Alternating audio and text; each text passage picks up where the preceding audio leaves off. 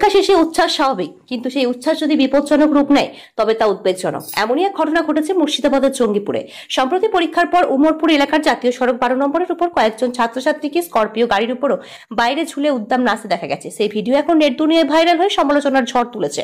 চোখে পড়েছে গাড়ির ছাদে উঠে কয়েকজন ছাত্র বক্স বাজাতে থাকা উচ্চস্বরে গানের তালে নাচছে। কেউ আবার গাড়ির দরজার বাইরে অর্ধেক ঝুলের প্রাণের ঝুঁকি নিয়ে উচ্ছ্বাসে মেতেছে। এদিকে আরেকটি স্করপিও গাড়ির ভিতরে সাদা জামা পাজামা পরে হয়তো কয়েকজন ছাত্রীকেও হাত নেড়ে লাফিয়ে আনন্দে মারতে দেখা যায়। রাস্তার দুধারে বইয়ের পাতা ও খাতা ছেঁড়া, রাস্তার দুই সাইডে সাদা কালো হয়ে আছে। ব্যস্ত জাতীয় সড়কের মাঝে এহেন বেপরোয়া আচরণে আতঙ্কিত হয়ে পড়েন স্থানীয় সাধারণ মানুষ।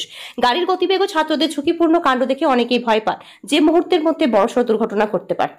ভিডিও প্রকাশ্যে আসতে অভিভাবক মহল ও শিক্ষা মহল ক্ষোভ প্রকাশ করেছেন। অভিভাবকরা বলেছেন, পরীক্ষা শেষে আনন্দ করা দোষের নয়, কিন্তু এভাবে রাস্তায় বেপরোয়া উচ্ছৃঙ্খলতা জীবনহানির কারণ হতে পারে। নেটিজেনেরা করা সমালোচনায় সরব। কেউ লিখেছেন এটা শিক্ষা নয়, এটা ছি। আবার কেউ কটাক্ষ করেছেন ফলাফল ভালো না করলে দায় কে নেবে, এই শিক্ষা কোনো দিশায় নিয়ে যাচ্ছে। স্থানীয় বাসিন্দাদের দাবি, এই ধরনের বেপরোয়া আচরণ আটকাতে প্রশাসনের নজরদারি বাড়ানো উচিত, না হলে শিক্ষার্থীদের এই অতি উচ্ছ্বাস বড়সড় বিপদের কারণ হয়ে দাঁড়াতে পারে।